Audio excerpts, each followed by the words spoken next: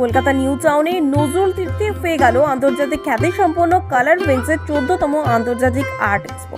এখানে ছিল painting, mix media, photography, sculpture ও ক্রাফটসের প্রদর্শনী। এই অনুষ্ঠানে বিশিষ্ট অতিথি হিসেবে উপস্থিত ছিলেন নিহার কয়াল, কল্লোল মুখার্জি, রাহুল চিরঞ্জিত, অভিষেক সিং, পিঞ্চু কয়াল, অচিন্ত হাজরা ও মিসেস তনুজা কুমারী।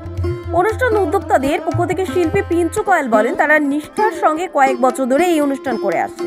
ভারত ছাড়াও বাংলাদেশ, নেপাল শিল্পীদের শিল্প এখানে প্রদর্শিত হয়। সবাই খুব ভালো কাজ করেন। তিনি আরো বলেন, এই প্রদর্শনী থেকে তারা দুস্থ শিশু শিল্পীদের আর্থিক সাহায্য করবে। আমার প্রথম এদের সাথে কাজ করা।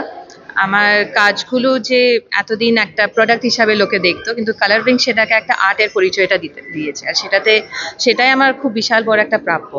আমার যেই কাজ এখানে সব হাতে করা কাজ, 100% আর্ট ওয়ার্ক, কিন্তু সেই সম্মানটা কালার উইংস দিয়েছে। যেইভাবে পলিউশনটা বাড়ছে, আমি প্রচণ্ডভাবে সেই জিনিসটা একটু কনসিয়াস চেষ্টা করি। তো সেইখান থেকেই কিছু একটা আর্ট নিয়ে করার জন্য আমাদের চেষ্টা, যে আর্ট আর এই পলিউশন আমার আর্ট দিয়ে কীভাবে আমি এনভায়রনমেন্টকে বা নেচারে হেল্প করতে পারি। তো সেই করেই দুটোকে এক জায়গায় করার মতন করে পেপার ম্যাশের ব্যাপারে যখন জানতে পেরেছি, তখন সেটাকে আরও এক্সপ্লোর করলাম যে কীভাবে কী করা যেতে পারে। সেখান থেকে আস্তে আস্তে বিভিন্ন রকমের যেরকম লোকজন চাইছে সেরকমভাবে জিনিস তৈরি করা। ছোটবেলা থেকে টুকটাক ছবি আঁকতাম, ছবির প্রতি একটা আলাদা ভালোবাসা ছিলই। পরবর্তী ক্ষেত্রে আমার প্রফেশনাল লাইফে আমি যখন শুরু করি কাজ, একটা পোল ইরেকশন করতে গেলে মাটিটা খুঁড়তে গিয়েই দেখলাম একটা মূল শিকড় উঠে এলো। তো সেখান থেকেই আমার একটা চেতনা জাগলো, বা এখান থেকে তো একটা কিছু প্রাণ দেওয়া যেতে পারে। সব যে গাছটা মরে গেছে সেটাকে যে আবার যদি প্রাণ প্রতিষ্ঠা করা যায়, সেটা আমার শিল্পের মাধ্যমে করার আমি চেষ্টা করছি। এটুকুই, আর কিছু নয়। কালার উইংসকে অসংখ্য ধন্যবাদ। আমার যখন দিল্লিতে এক্সিবিশন চলছিল, ওদের মাধ্যমেই আমি জানতে পারি এই কালার উইংসের ব্যাপারটা।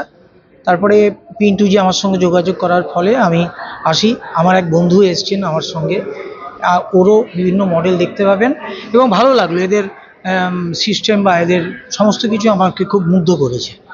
আমার এটা ফর্ম অফ আর্ট যেটা বলা হয়, সেটা রাজস্থান বেসড, কচ্ছ রাজস্থান। এখানে দেখা যায় লিপন আর্ট, এটা মার্ট আর্টও বলে, লিপন আর্টও বলে, যেটা টার্মে ইউজ করে। আমি মূলত সেই প্রথাটাকে বাংলায় ফিরিয়ে আনার জন্য, বাংলায় আনার জন্য, লোকের মধ্যে প্রচার করার জন্য বা প্রভাবটা বিস্তার করার জন্য আমি সেই আর্ট ফর্ম নিয়ে আমি কাজ করছি। এটাকে বেসিক্যালি লিপন আর্ট বলা হয়। এটা উডের উপর ক্লে দিয়ে, রং দিয়ে, বিভিন্ন কাট মিরার্স দিয়ে ছোট ছোট কাঁচ বসিয়ে যে যেরকম পারে সেটা সবার মধ্যে যাতে ছড়িয়ে যেতে পারে, সেটা দুর্গাপূজায় দুর্গাপূজায় যেটা আসছে, দুর্গাপূজার বেসিসে আমি করেছি।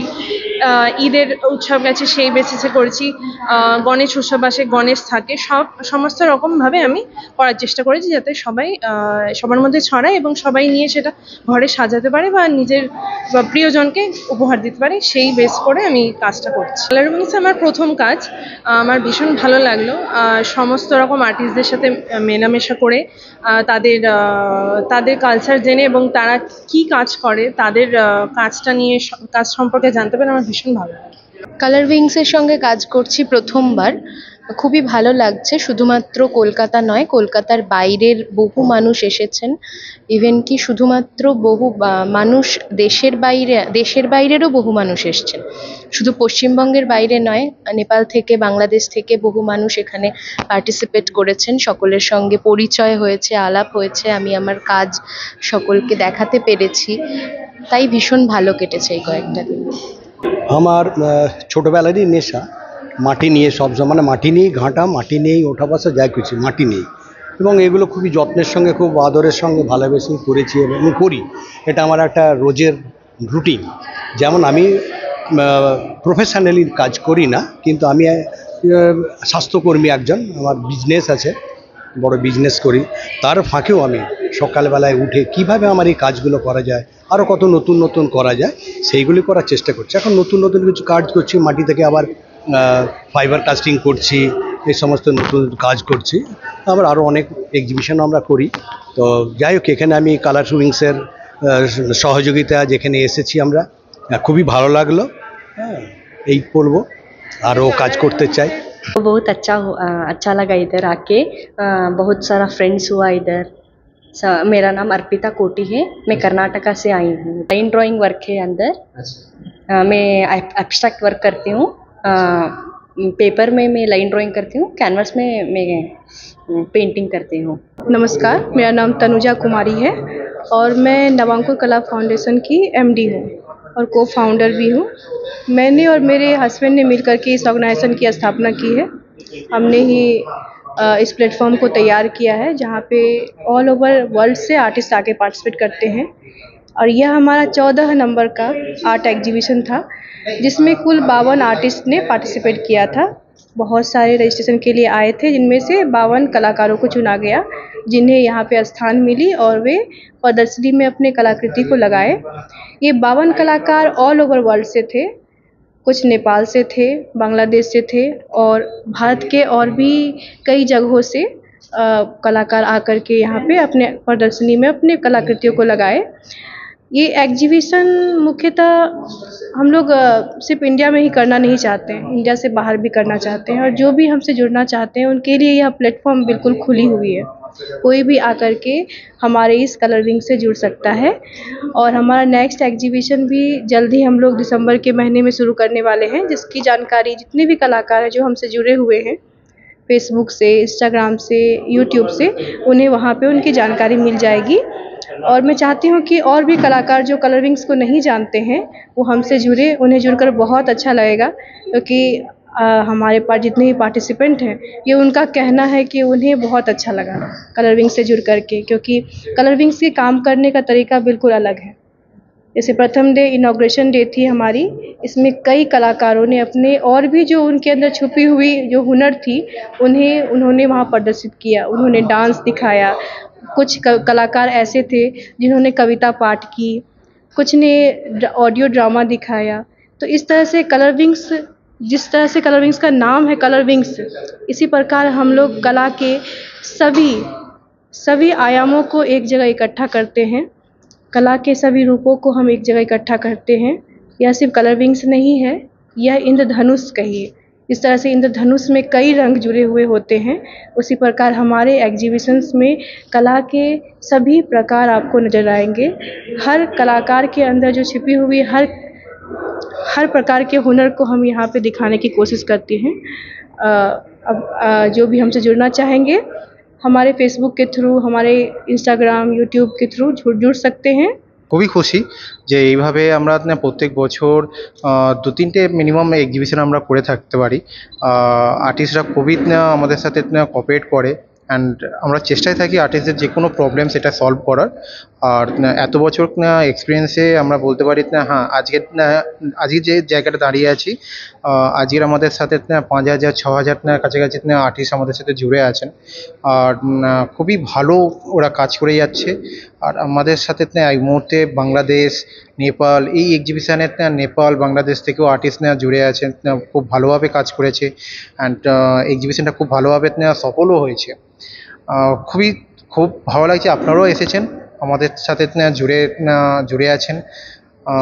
বাকি আপনি তো দেখলেন কেমন আমাদের অ্যাওয়ার্ড ফাংশন হয়েছে অ্যান্ড ইনোভেশন, তো আপনারা আসতে পারেনি, ইনভিটেশন আমরা দিয়ে উঠতে পারিনি, সবাইকে ইনফর্ম করে উঠতে পারিনি।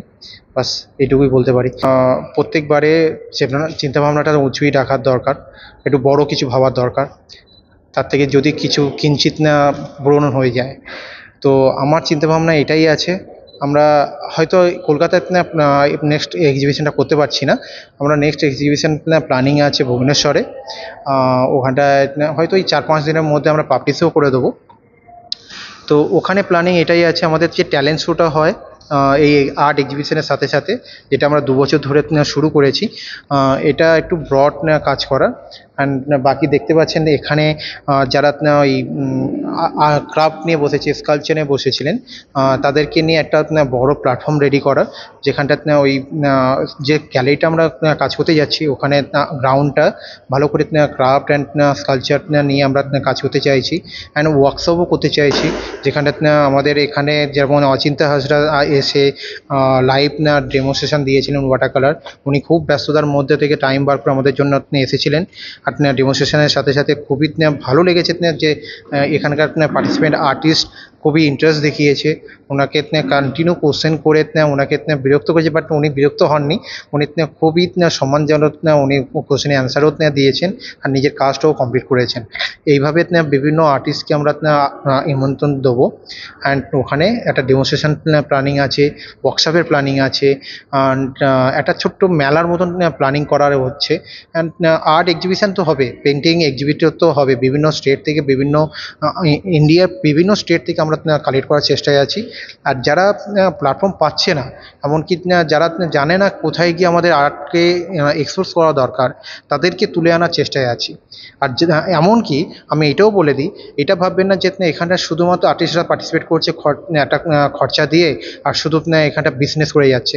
আমরা এটা টার্গেট নিই না। আমাদের টার্গেট সবসময় থাকে যারা এগোতে পারছে না তাদেরকে সাপোর্ট করা, এমনকি যারা খরচা দিতে পারছে না তাদেরকেও ফ্রি এন্ট্রি দেওয়া হয়। আমাদের এখানটাতে ম্যাক্সিমাম 12 থেকে 16 জনের মতন ফ্রি এন্ট্রি আছে। সেখানটাতে আমরা এগুলো ফোরকাস্ট করি না, এগুলো আমরা সবাইকে বলে উঠতে পারি না। শো অফ করাটা একটা আলাদা ব্যাপার, বাট আমার পছন্দ না, আমি পার্সোনালি পছন্দ করি না। ওই কারণে আমি এইসব লিস্ট যারা দেখবেন প্রচুর কিছু 2-1 জনকে ফ্রি এন্ট্রি দিল আর লিস্ট দিয়ে দিল আমি এদেরকে ফ্রি এন্ট্রি দিলাম, এগুলো আমাদের পছন্দ নয়। আমি চাইলে এই মুহূর্তে তাদেরকে নামও বলতে পারি, বাট আমি এইসব পছন্দ করি না, এই নামগুলো আমরা লিক করবো না।